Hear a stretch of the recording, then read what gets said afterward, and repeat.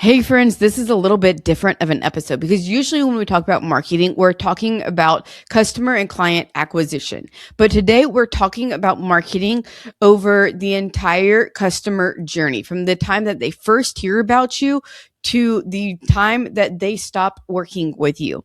Because here's the thing is you can have great ads and a beautiful website and a full pipeline.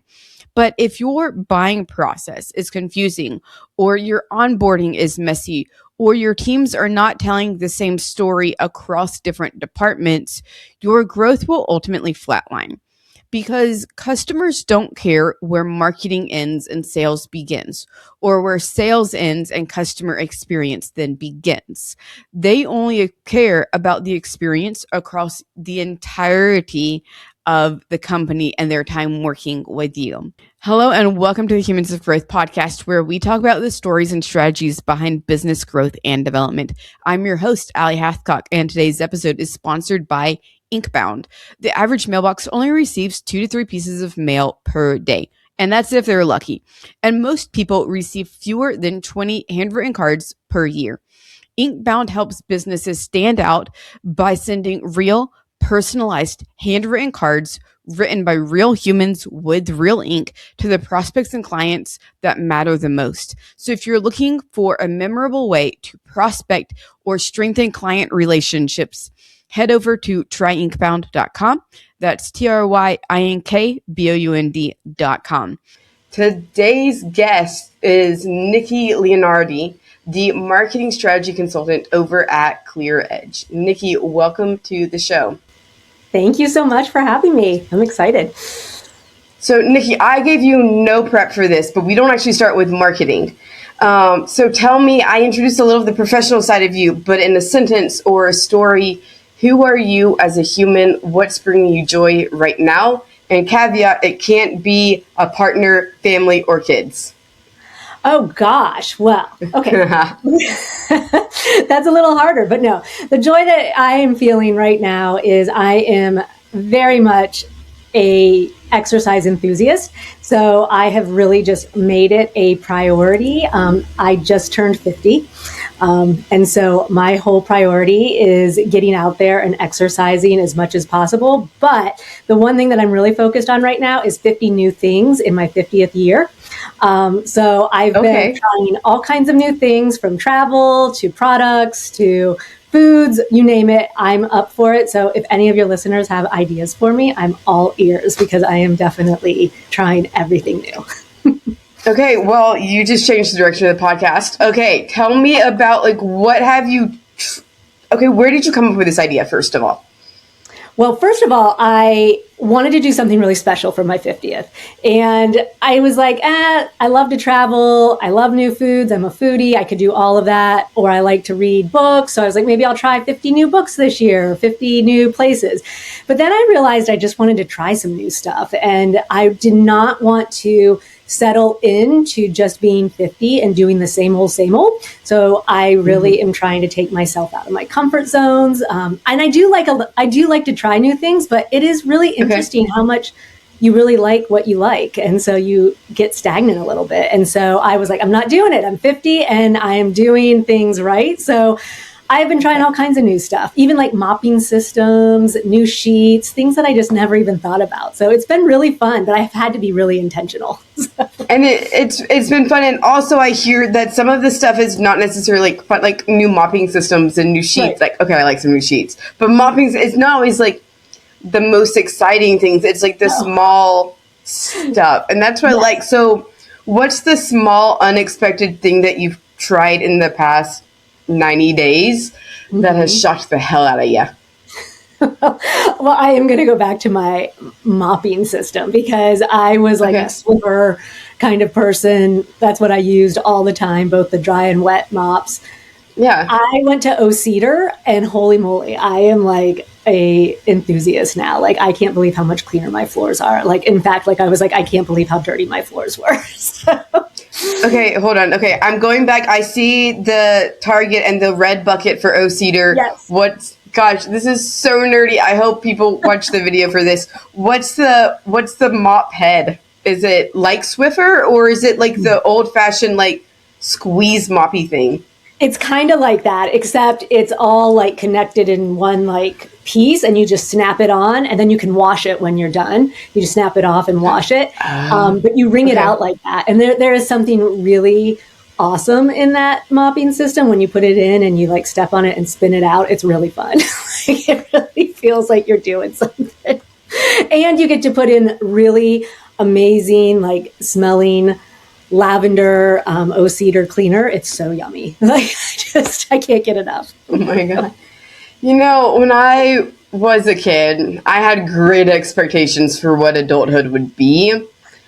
And as an adult, like, I'm the same way. I get excited about, like the new cleaning supplies, or, there's finally a tomato on my tomato bush. Yeah. Like, it's so wild, but it's funny because it's like, okay, this is the way like things have been done. What am I going to do to change it and make my life better? And I think so much of that, we talk about it in the context of like business, but it's also like, how do we talk about it in the context of marketing? Of like, we're so used to the status quo of like, these are the campaigns we run because we know it like works and it gets status quo results. Right. What are the small things in like marketing that you can do to change? Which then segues us a little bit into what we're talking about today with all things customer journey.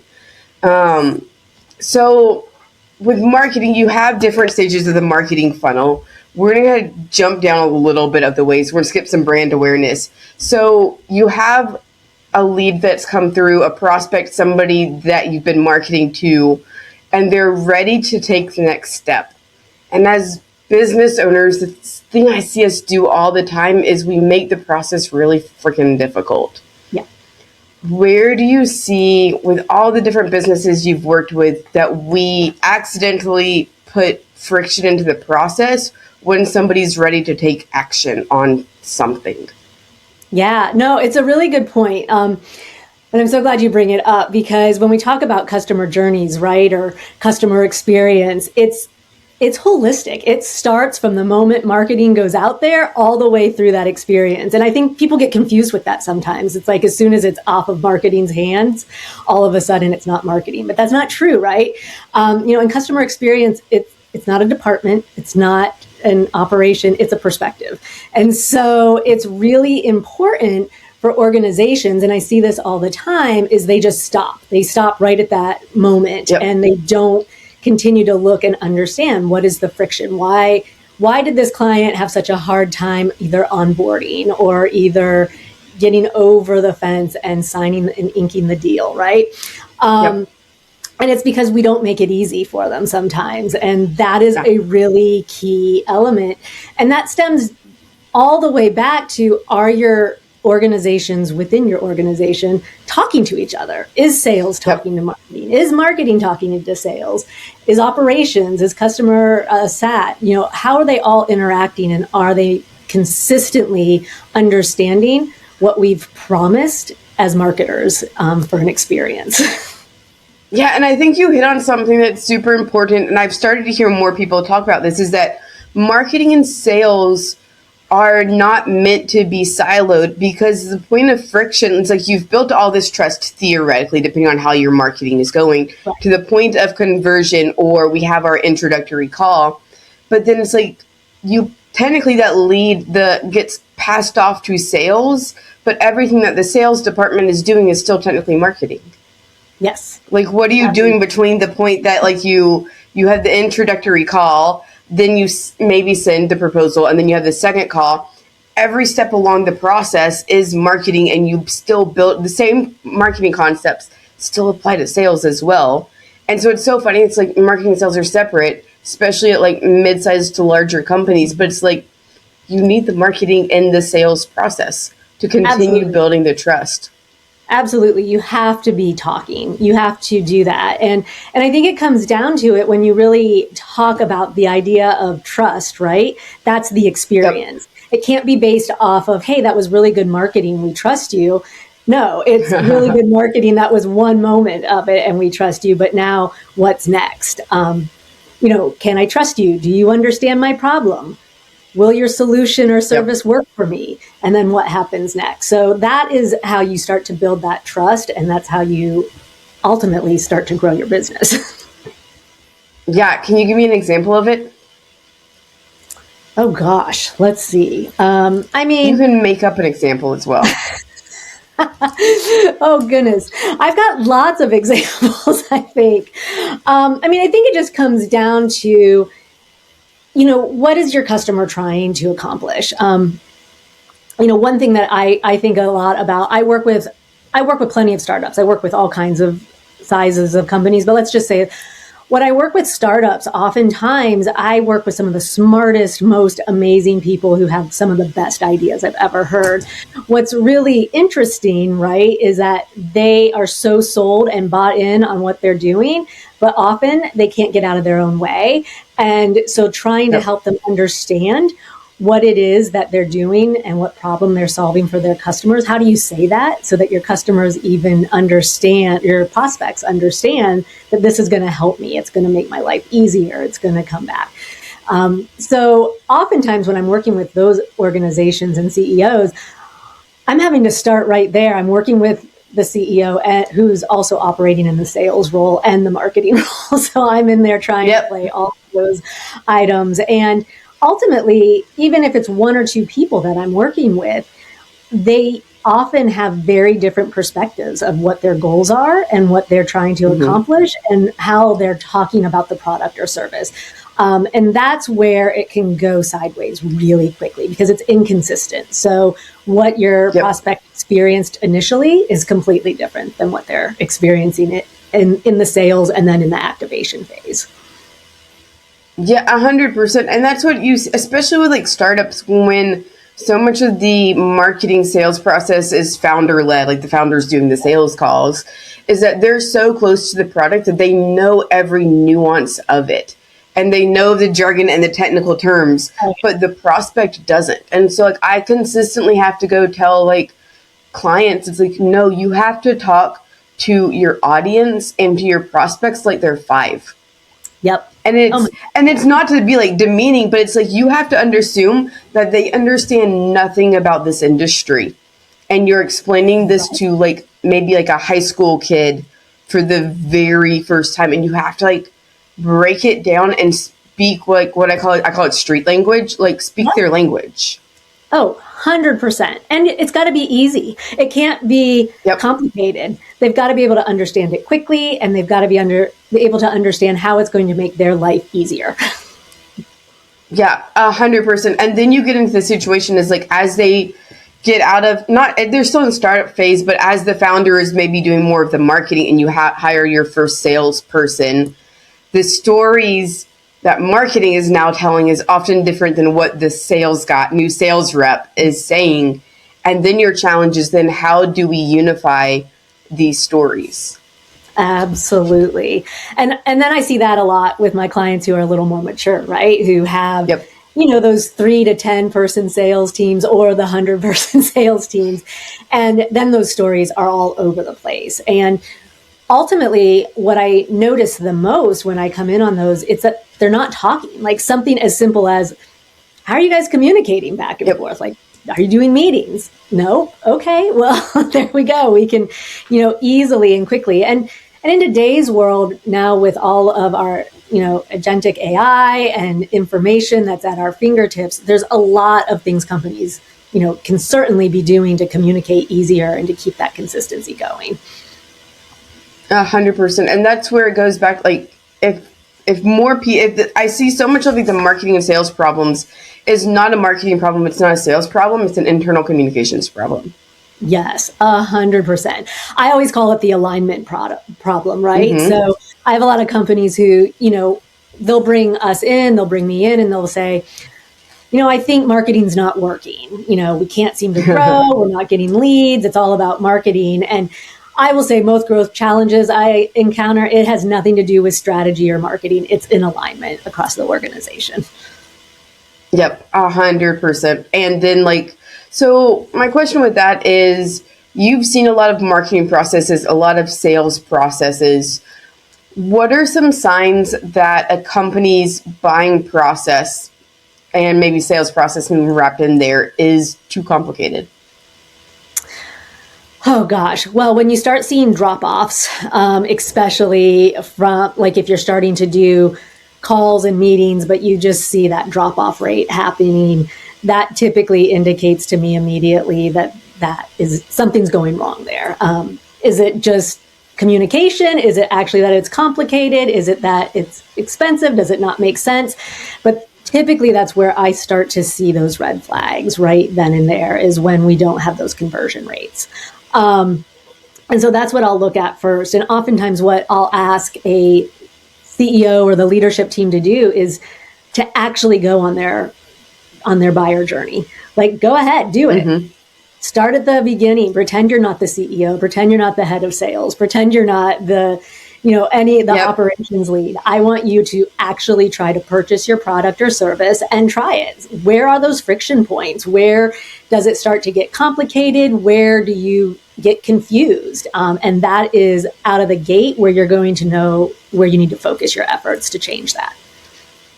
Yep, 100%. Because I spend a lot of time buying SaaS for my own company, and it's like what I see is, and they're all from startups for the most part, is like they think they have this super easy, super straightforward, simple program buying process, and I'm looking at it and it's like a credit system where it's 0.4 credits for this and a credit for this and 7 credits for this, and I'm like, I have no idea how much money I would be spending with you.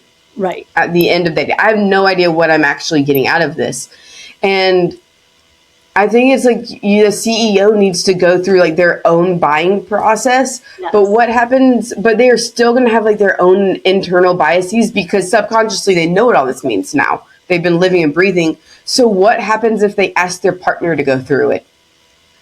Yeah, I mean, I think that is really telling, and it's really important that they, I'll often come in and do the same thing. I will go through it with them. I'll be able to give them a very third-party validation. What's working, what's not working. Where are you building trust? Where are you confusing me? Where are you making things incredibly complicated? And then is it consistent? Like when I'm talking to the different people within the organization. And, it's really interesting when we talk about consistency. I mean, it's so rare that everyone is telling that same story, from the website to the sales team, customer success to leadership. It's really interesting. But what you really learn very quickly, I've been doing this for almost 2 decades, is that trust erodes. As soon as that consistency goes away, that's when prospects and clients start to question. That trust is not there as much. And then the simplicity. I always say this: confused people don't buy. I don't buy something personally if I'm confused by it. Hence why I really like my mopping system. It's very easy and straightforward. Yes, I love it. But confused people, they don't buy, they don't engage, they don't refer, they won't renew. And so it's really important to keep it simple and keep it straightforward. And then the reliability aspect, right? Like I think it's really interesting from the inside, and kind of going back to what a CEO has experienced. As leaders, we are building our org chart. We are building our departments. We have the best talent doing all these things right. Customers don't care where that sits. They don't buy from your org chart. They don't care about your org chart. They just want to buy. And one company, one brand, one experience. And that's all they care about. And so sometimes when you can kind of get out of your own way and recognize, like, okay, that's right. Like, where did I really start my company with? What is so important about this? That's where you start to see where that secret sauce is and what people want to know about you. Yeah, and the thing that I think is, like, as the economy changes, I've seen a lot of marketers get laid off. And the reality of this, what I keep on going back to is, like, the more you talk, the more I go back to that. It's like, what happens if you put somebody who's been in the market, you have 5 people in the marketing department. What happens if you take one of them and put them in the sales department for a couple months to go rewrite all of the sales scripts and all the follow-ups? And then you put one in the customer success department to write all of the customer success scripts so that you have the consistent stories. Because what I see is, like, you hire a sales trainer who comes in because your sales reps are just like using like I'm circling back on this, circling back. It's like, no, you need to tell a better story. Go talk to your marketing department on how to do this. Yes. It's 100% right. Like, I mean, you have to really think about it broadly, right? Like there's marketing, there's customer success, there's sales, and that all elevates to growth. And so you can't really separate them. You can't really think of it. Yep. It's really interesting because early in my career, I mean, marketing was marketing, sales was sales, customer success was customer success. And now I really see it actually merging a lot more. So I see a lot of marketers stepping into those sales roles or into those customer experience roles. And I see organizations actually investing more. And now that we're able to use AI a little bit easier and leverage those agents and tools to help us build some consistency, we really shouldn't have that excuse anymore that like sales and marketing aren't talking. We should have a true knowledge hub that really helps us hone in on what is our position? What is our consistent story? What are those proof points that we need to be talking about? I like it. So let's say you get a customer first 30 days. What should people be thinking about? Why does the first 30 days matter so much? So I also believe it goes past 30 days. 30 days is important. It's very, very important. But I also think it goes even into the 90-day aspect. But it is often so much that's a handoff, right? So marketing is often like, signed, sealed, delivered, handed off. We don't ever see them again. It's over with. And yet we're like, wait, what happened? Why did that customer not stay on? Why did they not renew? Why are we working harder to bring them back? So again, I think what a lot of companies forget to do is what's next, like not just going through the customer journey to sign up or purchase, but to actually see what happens once you're onboarded. How was the onboarding? Yep. How was this? So you've got to have those touch points in place. But I also feel that the company needs to go through that and really test it, pick it apart. What's working, what's not working? How do we change these things? Because if indeed someone, a prospect or a client now goes through these 30 days, first and foremost, and it's difficult, or they don't have the same experience that they had, in the buying process, suddenly there's no retention. They have no desire to stay on. It's complicated. They're not going to be referring you as much. So it's really important that it doesn't stop there. And marketing should continue to happen. It should continue to educate them on other services or solutions, continue to educate clients on what else, how to optimize whatever they're utilizing. So there's just a lot of opportunities for marketing to stay involved and just really reduce those silos. Right, because I think we put so much pressure on customer success to ensure long-term customer client retention, but to some degree, it falls on, if given the opportunity and the responsibility, it falls on the marketing team to do that. And I think a lot of it's marketing, but a lot of it comes down to communication as well. With that, what do you see as kind of benchmarks? And I know it's different from industry to industry and product to product to product, as good KPI signs, benchmarks that your onboarding and your customer communication experience and customer marketing experience is good. Yeah, absolutely. Yeah, I mean, I love data. I'm a data junkie. I want all the stats in the world. I want to see everything. From a marketing perspective, we're tracking leads, we're tracking revenue. We have all of those. Yep.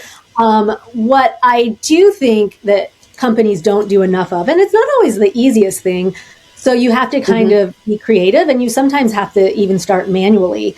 But time to first response, time to first value, onboarding completion, and then whatever that score would be. I think at the end of the day, what you really have to think about is what's my retention rate? So am I getting a better retention?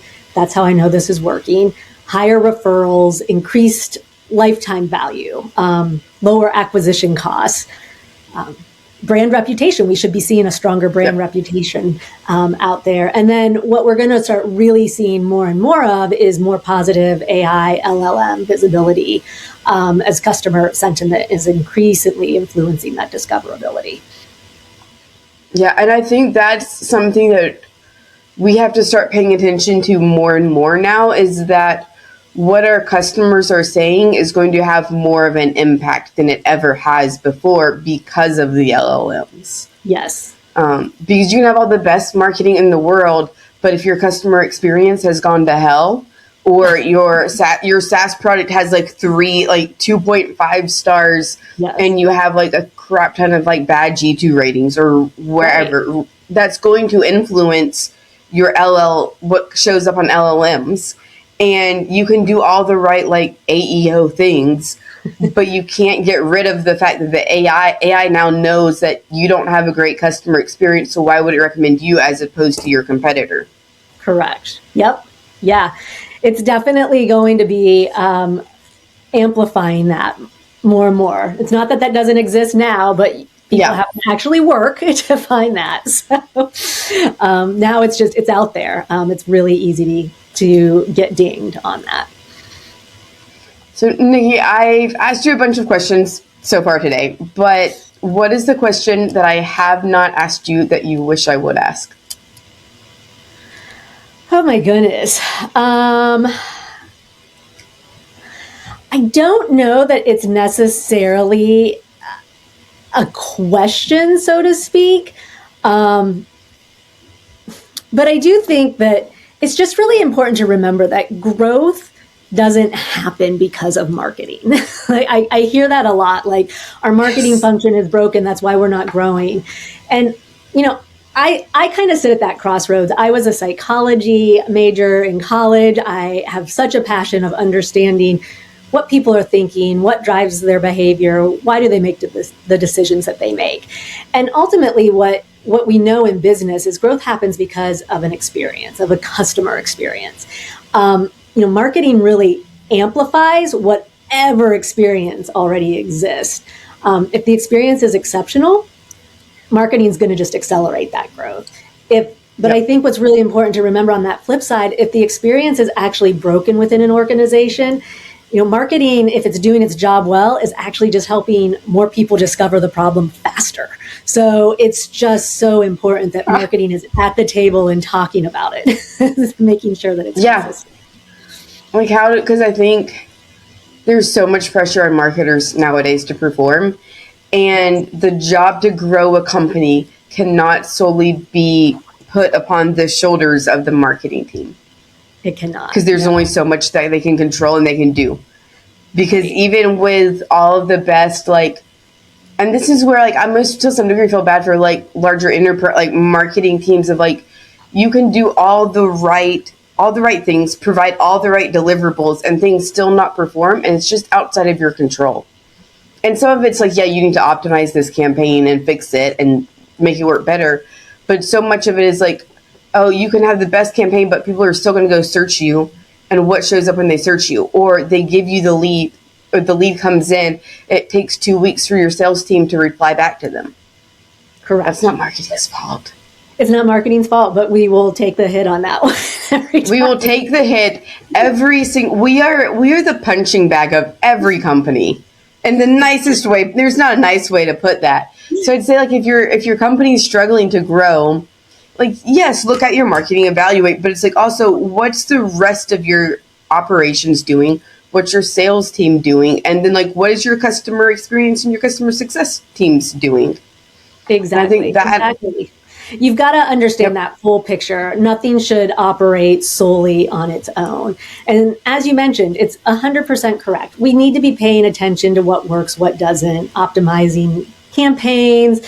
We're all paying attention to that. That stuff, that's low-hanging fruit. We are all paying attention. Right. What's harder to define and understand is what truly that experience is underneath. That's always the hardest. And I will tell you, one of the things that I've learned, because I'm a big NPS advocate. I do love the NPS perspective. But over my years of doing this, everyone loves to talk about their detractors, how they converted them into more promoters, or how great all their promoters are. And most of my clients forget about their passives. They don't even pay attention to their passives. And that is actually the one place where if you really want to understand what's going on and what really works, it's your passives. They're the ones who are standing at the fork in the road. They're deciding whether they're going to become advocates or whether they're going to become a risk. They haven't fallen in love with your company yet. They haven't given up on you either. So they could really go either way. If you can really understand and dig in with them on what's keeping them from becoming promoters, that's where you're going to really get some of that valuable customer experience that we were talking about earlier. How do you get that information? I love it. So we're going to pivot a little bit to some rapid fire. Oh boy. This is literally the first thing that comes to mind. You've been in marketing for a hot minute. So this is industry agnostic, channel agnostic, just from your 15, 20-ish years of experience, give or take. You ready? Okay, we'll do my best. Okay, it's not hard. I promise. Okay, so most overrated marketing channel right now. Gosh, right now, I kind of feel like YouTube. Overrated? Okay. Most underrated marketing channel right now.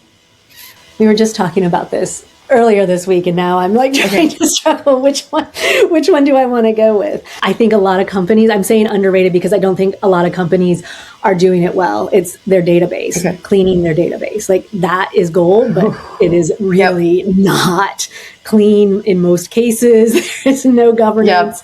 And so it's a hot mess, but it could be great. Oh, it's 100%. And I do database cleanups every once in a while for people. Yes, they're always a mess. Okay. So if you had to start a non-marketing business tomorrow, what would it be? I would start a program or a business, a service for recent high school and college graduates to help them on their career pathing. Like I would totally rock at that. I do it on my own anyhow. That is one of my absolute favorite things to do, is to work with newbies in the market and help them find their passion and get out there. Okay. If you have $20,000 to grow that business, how are you going to spend it? Well, I'm going to spend it by my website. I need to get that up and running. I need to get my list in order, and I'm going to start reaching out to colleges and to critical high schools with some advertising as well. I'm going to keep it simple. Nice. I'm going to keep it really, really basic, but I am definitely going to market the heck out of it in PR and getting my voice out there so the AI and LLMs will pick me up. Yes, absolutely. Nikki, thank you so much for coming on the show today. If people would like to connect with you further, what's the best way for them to find you? Yeah, absolutely. You can reach me at email. It's nleonardi@meetclearedge.com. You can find me on LinkedIn. It's under Nikki Leonardi. You can also find us at clearedgemarketing.com or clearedge.com. Awesome. Thank you for everyone tuning in today, and we'll catch you on the next episode of Humans of Growth.